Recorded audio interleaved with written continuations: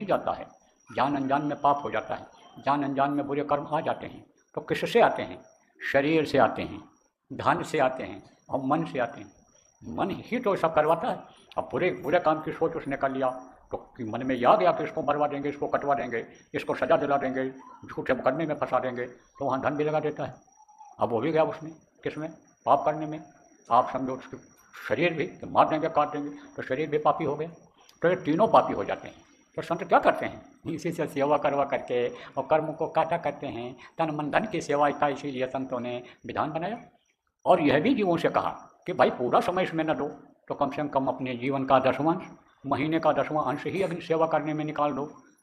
समय समय पर लोगों ने बताया इस काम को करना है। गुरु महाराज ने जैसे प्रचार करवाया कि जय गुरु नाम प्रभु के नाम का प्रचार करो, सतयुग आने का प्रचार करो, और बहुत सारी बातों को बताया कि जिसको सब कोई कर सकता है।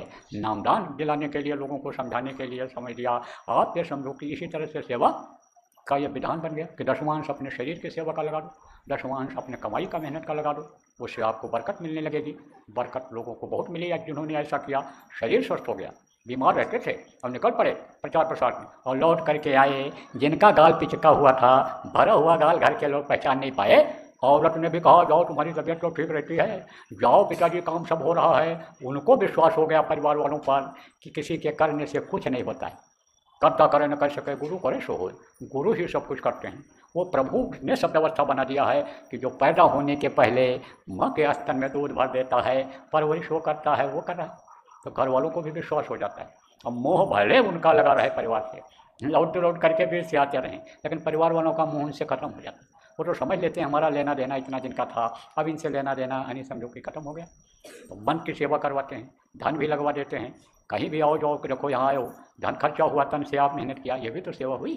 तो अब आप ये समझो कि गुरु को के आदेश के पालन में अगर लग जाएं, तब फिर देर नहीं है पार होने में, फिर देर नहीं है अपने घर पहुंचने में। तो ये आपको मैं जो पुरानी नामदानी हो या गुरु महाराज के जाने के बाद के नामदानी हो, सब के लिए मैंने आपको बताया। अब जो नए लोग आए हो, दूसरे आदेश का पालन किया जाएगा, आपको नामदान दिया जाएगा। जितने भी लोग आप आए हो, नामदान दिया जाएगा, नाम बताया जाएगा। कौन सा नाम बताया जाएगा? जिसके लिए गोस्वामी जी महाराज ने कहा कि कलयुग योग यज्ञ नहीं ज्ञाना, एक आधार नाम गुण गाना। कलयुग में योग यज्ञ जब तक से कोई काम बनने वाला नहीं है। पार होने का, अपने घर जाने का, जीवात्मा को जन्म मरण से छुटकारा पाने का यानी एक ही रास्ता है, केवल नाम, नाम की कमाई करो। तो वो नाम जिसके लिए गोस्वामी जी महाराज ने कहा कि नाम लिया तो बहुत सिंधु सुखाई। यह बहुत सागर पार होना बड़ा मुश्किल है, इससे निकल पाना बड़ा मुश्किल है, लेकिन उन्होंने कहा नाम लेते ही ये सूख जाता है। पानी रहता है तो उसमें जल्दी कोई चल पाता है?